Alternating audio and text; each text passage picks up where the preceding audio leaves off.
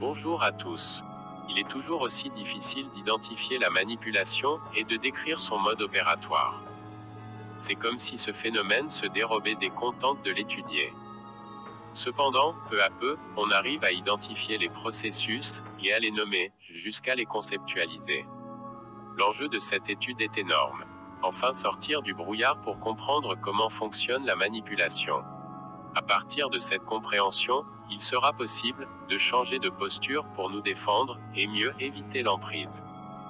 Pour l'instant, voyons déjà pourquoi ce phénomène est si difficile à étudier. Pourquoi la manipulation perverse se dérobe-t-elle à notre étude? Pour 3 raisons. La première raison, c'est son effet sur la pensée. Elle paralyse la pensée par la fascination et l'incompréhension mélangées. La manipulation perverse sidère celui qui n'est pas pervers. Comment se manifeste cette sidération? Elle crée un malaise difficile à expliquer. Elle laisse bouche bée, à ne pas savoir quoi répondre, ni comment réagir. Elle étonne d'abord puis bloque la pensée. C'est ainsi que l'esprit tombe dans ce phénomène qu'on appelle l'emprise.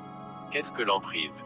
C'est une sorte de prison invisible qui tient notre esprit et notre cerveau sous contrôle, alors que nous nous croyons libres au contraire, de penser ce que nous voulons.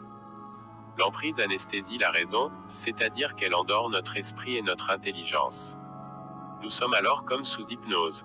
La deuxième raison, c'est la mobilisation des émotions.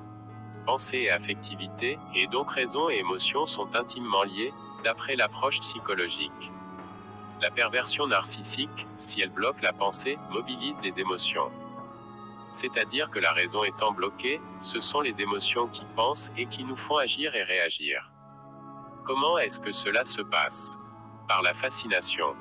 Nous sommes alors fascinés par l'énigme du mal et l'illusion de la toute-puissance que nous croyons percevoir en l'autre. Cette personne que nous ne savons pas encore identifier comme manipulateur pervers. En effet, comment peut-elle mentir aussi impunément? Où trouve-t-elle cette audace? D'où tire-t-il son répondant? Sa connaissance des profils psychologiques. Sa confiance en lui, confiance en elle.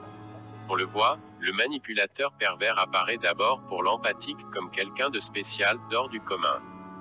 Il y a d'abord une fascination, que ce soit pour ses caractéristiques de toute puissance, de gagnant, ou bien par des caractéristiques au contraire de manque de chance, de malheur passe ou présent, d'extrême faiblesse et d'injustice.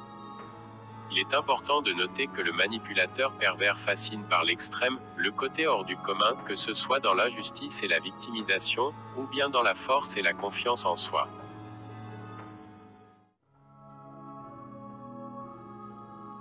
La troisième raison pour laquelle la manipulation perverse se dérobe à notre étude, c'est celle du sens. Une personne plutôt empathique n'arrive pas à comprendre les motivations de la manipulation perverse.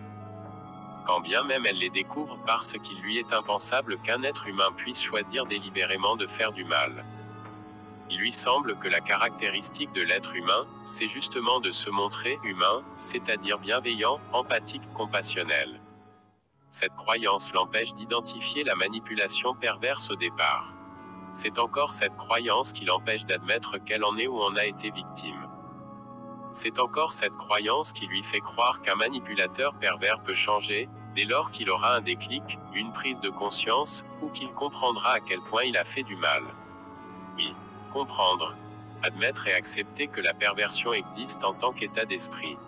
C'est-à-dire qu'il ne s'agit pas d'un dysfonctionnement psychique ponctuel, d'une erreur de comportement, bref que la perversion constitue la norme pour des personnes, est un cap difficile à franchir pour les personnes empathiques. Heureusement, pour l'instant, l'esprit empathique est celui qui prévaut dans la culture humaine. Aussi, c'est à cause de ces 3 raisons La difficulté à identifier la manipulation perverse. Le piège émotionnel de la fascination. Et enfin l'incapacité de comprendre l'attrait pour le mal d'un être humain, que ce phénomène peine à être étudié, et donc à pouvoir être combattu vraiment efficacement.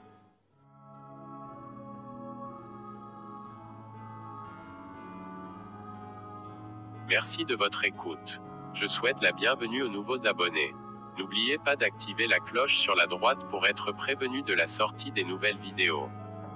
Sinon, il faudra regarder dans l'onglet Abonnement pour consulter les nouvelles vidéos mises en ligne pour les chaînes auxquelles vous vous êtes abonné.